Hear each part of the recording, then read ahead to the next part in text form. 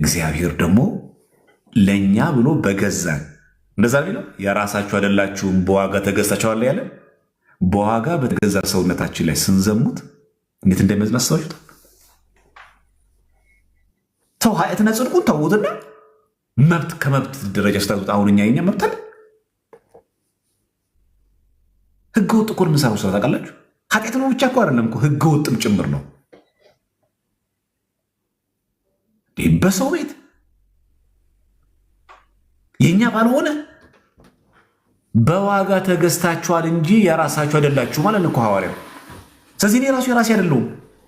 የራሴ ባልሆነ በዚህ ሰውነት መቅደስ ሰውነት ላይ ምዘሙተው ምሰርቀው መዋሸው ክፉ ምናገር ወንጀል እኮ ነው ምሰራ ያለሁት። ኃጢአት ብቻ እኮ አይደለም እኮ ባልተፈቀደልኝ ቤት የራሴ ባልሆነ ቤት ማናችሁ እንኳን ባለ መብቴ ነው እንዳትሉሽ። ማናችንም ብን ነው የሆነ ክፉ ቃል ተናግረን መብቴ እኮ ነው ምን አገባ እንዳትሉ። አንተ ራሱ የራስ አይደለህማ። አንቺ ራሱ የራስሽ አይደለሽማ። ባለቤትነታችን የማን ነው? የእግዚአብሔር ነው። በቃ አለቀ። ስለዚህ እኛውን እየሰራን ያለው ወንጀል ኃጢአት ምንድን ነው? የራሳችን ባልሆነ ቤት ሳይታችሁ በዋጋ በተገዛ ቤት ክርስቲያን ተብለን በክርስቶስ ካርታው በሱ ላይ ሆኖ እኛ ግን ሙልጭ አድርገን እንከደዋለን።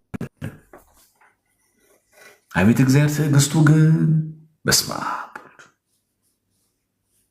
እንደኛ የቻለው አለ። ግን እንደው ዝም ብሎ የሚመለከተን ራሱ በገዛ ቤቴ ላይ እንዲህ ስትሆን ትንሽ እንኳን አታከብረኝም ነው እኮ ይላል። ማነው 4 ኪሎ ገብቶ እንደዚህ ሆነ? ታውቀዋለህ? 4 ኪሎ ላይ ቤተ መንግስት ብትገባ የሚሆነውን ታውቀዋለህ። ከዚህ ይልቅ የሰማዩ ንጉሥ አይበልጥም?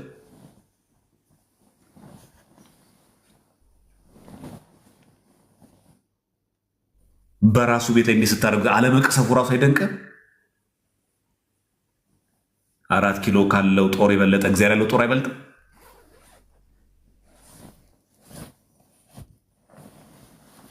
ቤት የተደፈረ ብሎ ምን ሊያደርግ እንደሚችል ታውቃለህ? እግዚአብሔርስ ምን ይበል? ቅዱሳን መላእክትን ቢያሰማራ የት እንገባ ነበር? ቤቴንማ እንደዚህ አላስደፍርም ብሎ ቢቀስፈን ምን እናመጣለን?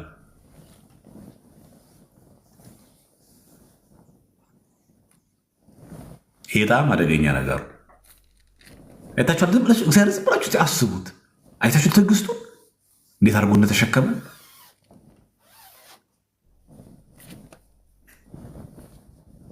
አይታችኋል። ምድራዊ መንግስት እንኳን ያለ አግባብ ቦታው ሲነካ ቤቱ ሲነካ ቤተ መንግስት እንዴት እንደሚሆን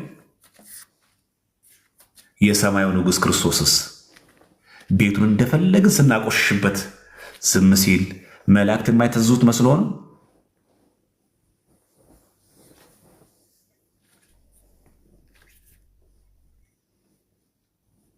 መስሎ ነው? በዋጋ የገዛሁት ነው፣ ስጋዬን ቆርሼላቸዋል፣ ደሙን አፍሼለታለሁ፣ የኔ ነው ብሎ እንኳን በኃይል መጥቶ አስጠንቆናል። ዝም ይላል።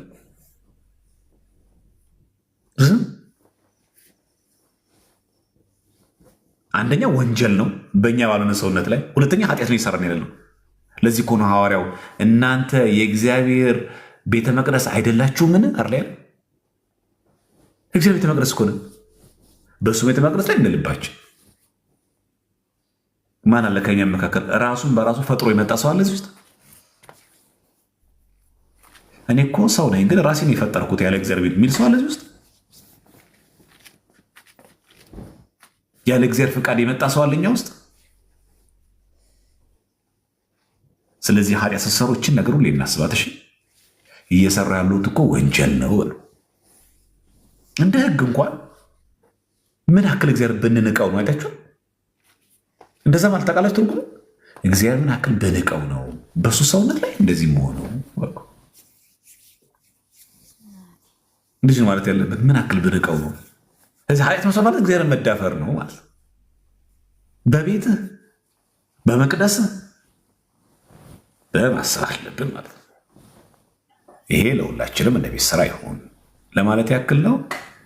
እንደው ዛሬ ጫና አድርጌ የተናገርኩት በእነዚህ በአርሲ ሰማዕታት በተመለከተ ልባችን ተሰብሮ ከዛም አልፎ እየደማ እያለቀስን እያዘን ያለን ክርስቲያኖች ራሳችን አሁን ባወራናቸው በተማማርናቸው ትምህርቶች በመሰረት ሁሉ ከኔ ጀምሮ ሁላችንም ወደ መንፈሳዊ ሕይወት ለመምጣት እንጣር። ይህን ሁሉ ተምረን እኮ ልንወድቅ እንችላለን። እንነሳ ቶሎ በንስሐ ከነገ ወዲያ ደግሞ ስንነሳ እንድንወድቃለን። አሁን ተመልሰን በንስሐ እንዲህ እያልን እስከ ዕለተ ፍጻሜያችን እግዚአብሔር ወደ ቀን ያቆመናል። እስከዛ ግን እንውደቅ፣ እንነሳ፣ እዩ እንደቀ እንነሳ፣ እንደዛ እያደረግን እንታገል። ወይ ይህን ለማድረግ እኮ ሞክሬ እኮ አልተሳካልኝ አትበል። ዝም ብሎ የተጋደልክ ሂድ። ውደቅ፣ ተመልሰህ ተነስ። አሁንም ውደቅ፣ ተመልሰህ ተነስ። አንቺም ልክ እንደዚሁ ትወድቂያለሽ እኮ ነገ። አሁንም ተነሺ። ስንቴም ይሁን እግዚአብሔር አምላክ ይሄን ይፈልገዋል።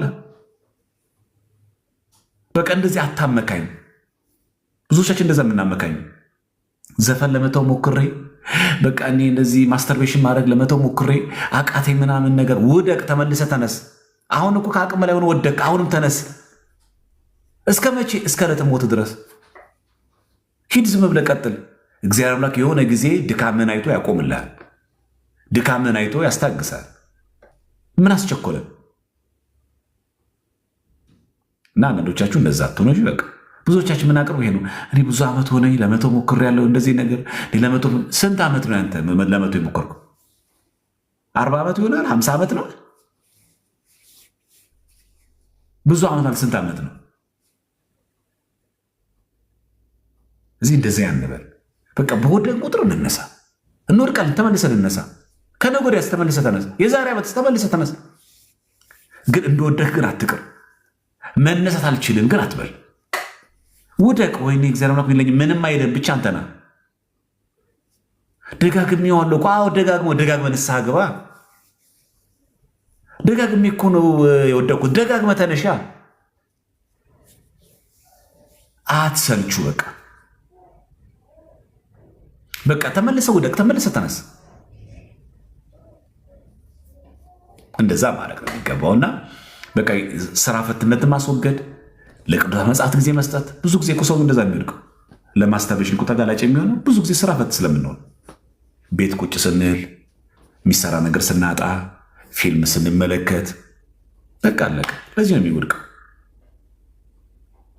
ግን ለሃይማኖቴ ከአሁን ጀምሬ ማወቅ አለብኝ ብሎ ባገኛት ትርፍ ጊዜ ሁሉ ሲያነብግን ሀሳብ ወደዛ ይመሰጣል። አይታችኋል? አይምሮ የፈታ ጭንቅላት የሴጣን ላቦራቶሪ ነው። እንዲህ እንዳይሆንበት ሴጣን እንዳይጠቀምበት በእረፍት ሰዓታችን ማንበብ፣ ስብከቶች አሉ ዩቲዩብ ላይ መስማት፣ ከወንድሞች ጋር ከቤተክርስቲያን አገልጋዮች ጋር መዋል ጥሩ ነገር። አያችሁ፣ ልማድ በልማድ ይተካል። ዘፈን ሰማ የነበረው በመዝሙር ተካው። ልማድ በልማድ ይተካል። ዛሬ እኮ ዘፈን ሰማው፣ ነገ አትስማ። አሁን እኮ ተመልሼ ሰማው፣ ከነገ ወዲያ አትስማ። የዛሬ ሳምንት እኮ ሰማው፣ የዛሬ 15 ቀን አትስማ።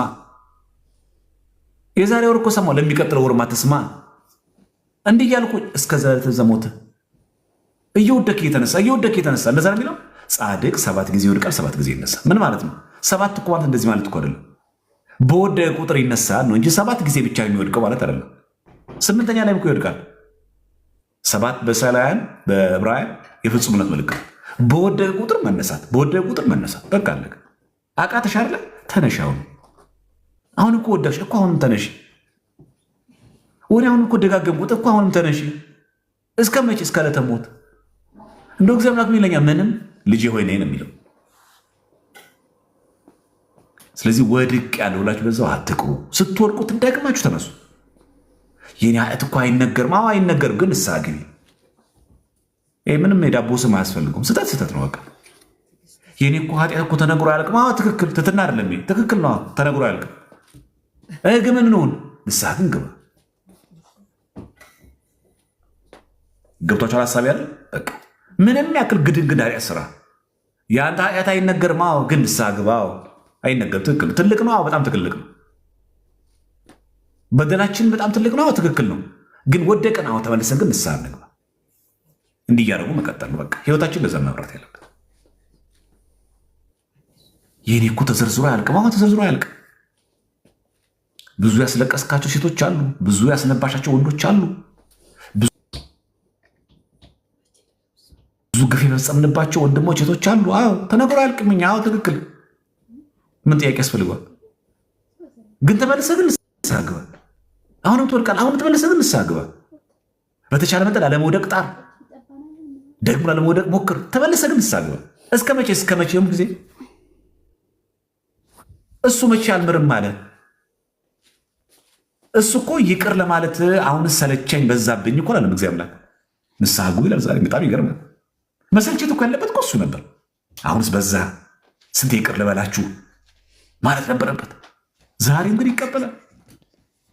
የዛሬ ሳምንት ነው ስናለቅስም፣ ዛሬም ይቀበላል። የሚገርም ነው የኛ አምላክ ቸርነቱ በእውነት ከየት መጣሽ የማይል የት ነበርሽ የማይል አይቴ ነበርኪ ምን ተገበርኪ የማይል ኑ ነው የሚለው እኮ በቃ አንተ እንደዚህ አልነበርክ አይል። አንቺ ሰው ያገለሉሽ፣ አንተ ሰው ያገለለ፣ አንተ ታዋቂ ያልሆንክ፣ አንተ ተራ ሰው፣ አንተ ዘመድ የሌለ ወገን የሌለ የማይል አልጋን ተሸክመ ሄድ የሚል አምላክ አለ። የኛ አምላክ ቆመ ሄድ እኮ አይደለም ስትሸከም የነበረችን